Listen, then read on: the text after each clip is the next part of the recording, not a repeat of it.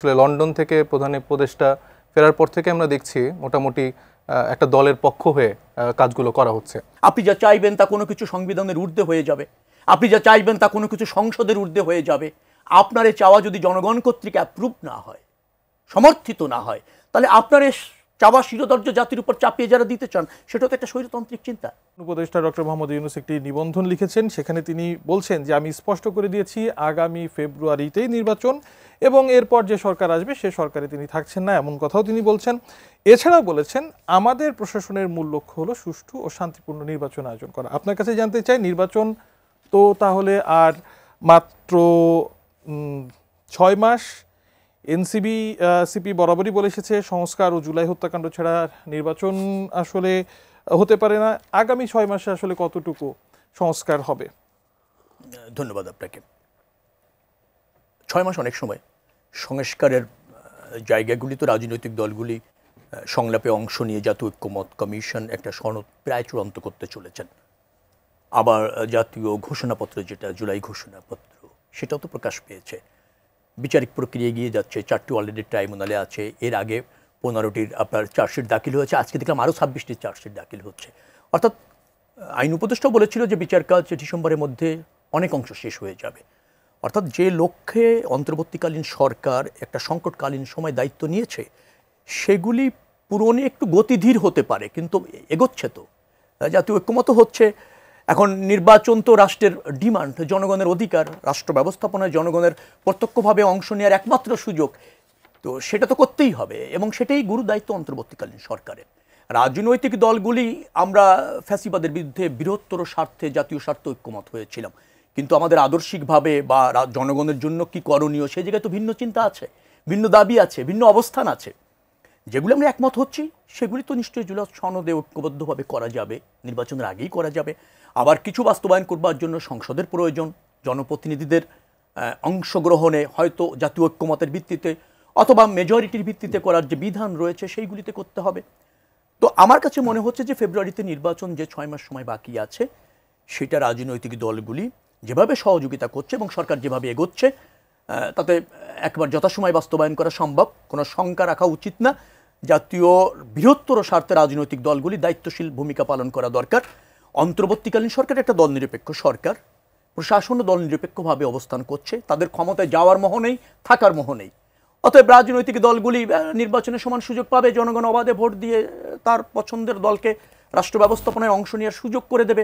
সে বিষয়ে এখন আর আমি কোনো সন্দেহ দেখছি না, থাকা উচিত হবে। এখন পর্যন্ত অন্তর্বর্তীকালীন সরকার এই গণঅভ্যুত্থান পরবর্তী সময়ে রাজনৈতিক বা রাজনৈতিক ভাবধারার দেশের যে প্রচলিত অর্থে আমরা যেটা প্র্যাকটিস করে আসছি দীর্ঘদিন ধরে, সংস্কারের লক্ষ্যে যে সকল পদক্ষেপ নিয়েছে, যে গতিতে এগোচ্ছে, বিএনপি তাতে বলা যায় যে অনেকটাই মানে একই লাইনে অবস্থান করছে অন্তর্বর্তী সরকারের সাথে। এখানে কোনো কনফ্লিক্ট নেই। আবার একই সাথে বিচার করার যে ব্যাপারটি ছিল এনসিপি বা অন্য অপর রাজনৈতিক দলগুলোর পক্ষ থেকে, সেখানেও বিএনপির কোনো অসন্তোষ নেই, বেশ সন্তুষ্ট বিএনপি। না, আমি সেভাবে দেখছি না। বিএনপি সন্তুষ্ট তো আমি তা বলছি না। গতিতে ধীর আছে, আমি বললাম আরও দ্রুত করা যেতে পারত।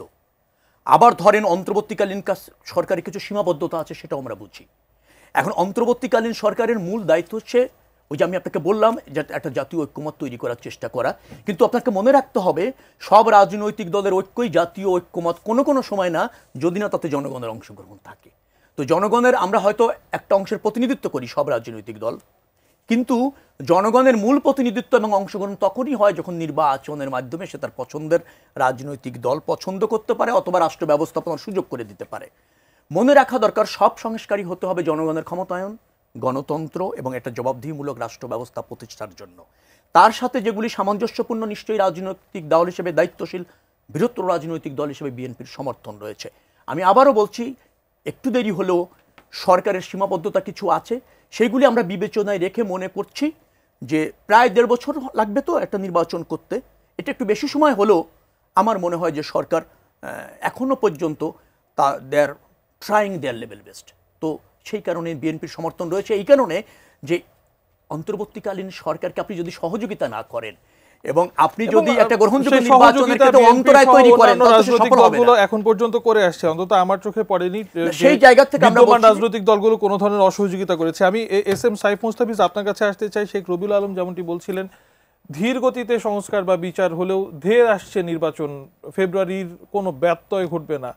এনসিপি বরাবরই বলে আসছে যে আগে বিচার হওয়া লাগবে, সংস্কার হওয়া লাগবে। কি ভাবছে এনসিপি 6 মাস তো আর নির্বাচনের? দেখুন, প্রথমে আপনাকে ধন্যবাদ জানাচ্ছি, আমার যারা দেখছেন তাদেরকেও শুভেচ্ছা।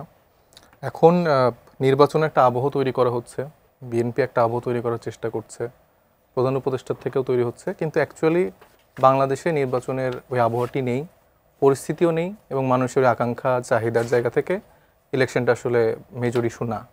মানুষের যে ইস্যুগুলো ছিল 5 তারিখের পর থেকে সেই জায়গাটার কোনো বাস্তবায়নের কোনো চিত্র তারা পাচ্ছে না। জুলাই ঘোষণাপত্র যে আসলো সেখানে একরকম জাতি প্রতারিত হয়েছে, সেখানে আমাদের মনে হয়েছে যে একটি দলের ঘোষণাপত্র পড়া হচ্ছে, এবং সেরকমভাবেই আসলে লন্ডন থেকে প্রধান উপদেষ্টা ফেরার পর থেকে আমরা দেখছি মোটামুটি একটা দলের পক্ষ হয়ে কাজগুলো করা হচ্ছে। তো সেই জায়গা থেকে আমি মানে বাস্তবিক অর্থে আমরা তো আসলে মাঠঘাটের রাজনীতিটা করছি, আমরা তো জনগণের কাছাকাছি যাওয়ার চেষ্টা করছি। তো সেখান থেকে আমরা দেখতে পাচ্ছি না আসলে জনগণ নির্বাচনের জন্য মুখী আছে, বরঞ্চ জনগণ হতাশ যে তারা যে আকাঙ্ক্ষাটা ছিল তাদের মধ্যে, এই আওয়ামী লীগের যে বিচারের একটা রোড ম্যাপ, তারপরে আমাদের যেই মৌলিক সংস্কারের কথাগুলো আমরা বলছি সেটার একটা বাস্তবায়ন। কারণ আপনি যদি এই সিস্টেমের পরিবর্তনটা না করে সরাসরি ইলেকশনের দিকে চলে যান, তাহলে তো ওই সেম মানে ফরম্যাটেই আবার মানুষগুলো সুযোগ পাবে একটা ফ্যাসিস্ট কাঠামোর মধ্যে থেকে আবার ফ্যাসিস্ট হয়ে ওঠার। তো এই জায়গাটাতে আমাদের বারবার আমরা মানে বলছিলাম যে এটা দ্রুত যদি সমাধান করা যেত তাহলে সবার জন্যই ভালো। সেটা সমাধান করে আমার মনে হয় ফেব্রুয়ারি না, ডিসেম্বরেও ইলেকশন করা যায়। আমরা বারবার বলছি আমরা ইলেকশনের বিপক্ষে বা বিরোধী নয়, এবং দুটোকে মুখোমুখি দাঁড় করানোর কোনোভাবেই সুযোগ নেই। আমাদের যে জায়গাটা, আমরা বিচারিক জায়গাটা বারবার বলছি, মৌলিক সংস্কারের জায়গাটা বলছি, এই জন্য আমরা বলছি যে গণপরিষদ নির্বাচনই একমাত্র এখন অবলম্বন হতে পারে। না হলে আসলে সেই গণপরিষদ নির্বাচন কবে হতে পারে তাহলে আপনাদের মতে? এই যে এটা তো যে ঐক্যমত, এটা তো আর আমাদের একার সিদ্ধান্ত হবে না। ঐক্যমত্য কমিশনের মতো ফরম্যাটে অন্যান্য যে রাজনৈতিক দলগুলো আছে গণপরিষদ নির্বাচনের আমি ঠিক এখানেই জানতে চাই। ধরুন আমি ধরে নিলাম যে জাতীয় নির্বাচনের আগে একটা গণপরিষদ নির্বাচনে আপনারা তো মূলত সংবিধান, নতুন করে একটি সংবিধান চাচ্ছেন, সংবিধানের আলোকে, এবং সেই বডিটাকেই আমরা বলছি যেরকম হচ্ছে যে সেই বইটাকে আমরা বলছি যে তারা সাংসদিক জায়গায় সে কাজের জায়গাটা তারা করতে পারবে। মানে গণপরিষদ নির্বাচন অনুষ্ঠিত হবার পর ফেব্রুয়ারিতে জাতীয় নির্বাচনের এই সমীকরণটা কিভাবে মিলাচ্ছে? আমরা যেটা বলছি যে গণপরিষদ নির্বাচনে যে সিলেক্টেড বডিটা থাকবে তারাই সেই সাংসদিক কাজের জন্য মনোনীত থাকবে। মানে আমরা এই গণপরিষদ নির্বাচনের ফরম্যাটটাকেই নির্বাচনের মেইন একটা দিয়ে মানে এজেন্ডার জায়গা থেকে, গণপরিষদ নির্বাচনে যারা নির্বাচিত হবেন পরবর্তী সংসদে তারাই নির্বাচিত সাংসদ হিসেবে ফাংশন করবে। তাহলে পরবর্তী সংসদ নির্বাচনের গুরুত্ব কোথায় থাকছে? তখন তো আপনার একটা নতুন সংবিধান রচনা করা হলো, আপনার যেই ত্রুটিপূর্ণ জায়গাগুলো ছিল, যে কাটাছেঁড়া হয়েছিল, নতুন সংবিধান 6 মাসে সম্ভব? আর একটু সময় লাগবে। আমি একটু শেখ রবিউল আলম আপনার কাছে শুনতে চাই, নতুন একটি সংবিধান প্রয়োজন বরাবরই বলা হচ্ছে, এনসিপি তাদের কথাতে বরাবরই এখানে পরিষ্কার। তারা বলছেন যে জুলাই সনদ বা যে সংস্কার সেগুলো ছাড়া সেই পুরনো বন্দোবস্তে বাংলাদেশে আবারও ফ্যাসিবাদের পুনর্বাসন হবে। সবকিছু মিলিয়ে মানে তারা একটি নতুন বাংলাদেশ চায়। বিএনপি কি নতুন বাংলাদেশ চায় না? আচ্ছা, এনসিপির চাওয়াটা এটা জনগণের কাছে নিয়ে যেতে হবে। এনসিপি কি চায় রাজনৈতিক দল হিসেবে আমিও অনেক সময় বুঝি না। নতুন বন্দোবস্ত কিটা তাও জানলাম না। জুলাই সনদ হচ্ছে, আমাদের একটা সংবিধান ছিল, সেই সংবিধানের যেগুলি অন্তরায় তৈরি হয়েছে জনগণের ক্ষমতায়নের ক্ষেত্রে, অথবা ধরেন একটা গ্রহণযোগ্য নির্বাচনের ক্ষেত্রে যে সমস্ত জায়গায় সংবিধানে অসামঞ্জস্যতা তৈরি করেছে বিগত ফ্যাসিস্ট সরকার, তার তো একটা ম্যাসিভ কারেকশন হচ্ছে। মনে রাখা দরকার, ম্যাসিভ কারেকশনের পর যে সংবিধান হয় সেটা একটা নতুন সংবিধান। এখন ধরেন আপনি একটা নতুন সংবিধান চাচ্ছেন, তো আপনি একটা নতুন সংবিধান, যে পুরনো যে সংবিধানটা সংশোধন করলেই জন আকাঙ্ক্ষা পূরণ হয় এবং ধরেন রাষ্ট্র ব্যবস্থাপনা স্বচ্ছ গ্রহণযোগ্য হয়, তো সেই সুযোগ যেহেতু আছে, তা আপনার নতুন সংবিধানের কেন প্রয়োজন হলো? আর নতুন একটা সংবিধান হলো, সেই নতুন সংবিধান পরিবর্তন করা যাবে না, সেই নতুন সংবিধান পরিবর্তন হবে না। এখন কোনো ব্যক্তি বা গোষ্ঠীর চাওয়াই জনগণের সংবিধান, এইটা যারা ভাবেন বা বোঝেন বা দাবি করেন, সেটা নিয়ে তাদের জনগণের কাছে যেতে হবে। জনগণ যদি তাদের নির্বাচিত করে, তাদের ইশতেহার থাকতে পারে, নিশ্চয়ই তারা ক্ষমতায় এসে নতুন সংবিধান করার উদ্যোগ নিতে পারেন। আমরা মনে করি যে এই সংবিধানের বেশ কিছু সংস্কার প্রয়োজন, এটা জাতি উপলব্ধি করেছে, রাজনৈতিক দল হিসেবে আমরাও উপলব্ধি করেছি, এবং সেই সংস্কার করবার জন্য একটা প্রক্রিয়াও আছে। সংবিধান কিভাবে সংস্কার হবে? এই যে আমরা যে সংস্কার কমিশনের যে সমস্ত সুপারিশগুলি আছে, এর কিছু আছে সাংবিধানিক সংস্কারের মাধ্যমে করতে হবে বা সংশোধনের মাধ্যমে করতে হবে, কিছু আইন বিধিবিধান সংশোধন করে করতে হবে, কিছু আপনি অর্ডিন্যান্স জারি করে আপাতত করতে পারবেন, পরবর্তী পার্লামেন্টে সেটা বৈধতা দিতে হবে, কিছু নির্বাহী আদেশও করা যাবে। কোনভাবে করা যাবে? তো সেইগুলি করতে তো জাতি হিসেবে ঐক্যবদ্ধ। এখন একটি রাজনৈতিক দল তার নতুন সংবিধান ছাড়া তিনি নির্বাচন মনে করেন যে হবে না, এটা তাদের ব্যক্তিগত ভাবনা হতেই পারে, কিন্তু সেই ভাবনা তো শিরোধার্য না, সেই ভাবনা জনগণ কর্তৃক অ্যাপ্রুভ হতে হবে, এবং তার জন্যই নির্বাচনের দরকার। আমরা মনে করি যে বাংলাদেশের যে সংবিধান আছে সেই সংবিধানে কারেকশন করেই শেখ রবিউল আলম, গণতন্ত্র প্রতিষ্ঠিত করা আপনি যাবে। যখন আমরা আজকে বসে এই আলোচনা যখন করছি, গণঅভ্যুত্থানের পরবর্তী প্রায় 1 বছর পর, আপনি বলছেন যে বর্তমান বাস্তবতাতে সেটা শিরোধার্য নয়, কিন্তু এর প্রেক্ষাপট যদি বলি আজকের এই আলোচনার, সেই প্রেক্ষাপটকে কি তাহলে বিবেচনাতে আমরা একেবারেই নেব না? কি প্রেক্ষাপট ছিল আমি একটু জানি আপনার কাছে, কি ছিল? এই গ্রহণযোগ্য নির্বাচন হতে হবে, গণতন্ত্র প্রতিষ্ঠিত হতে হবে, সরকার জনগণের কাছে দায়বদ্ধ হবে, জনগণের ক্ষমতায়ন হবে।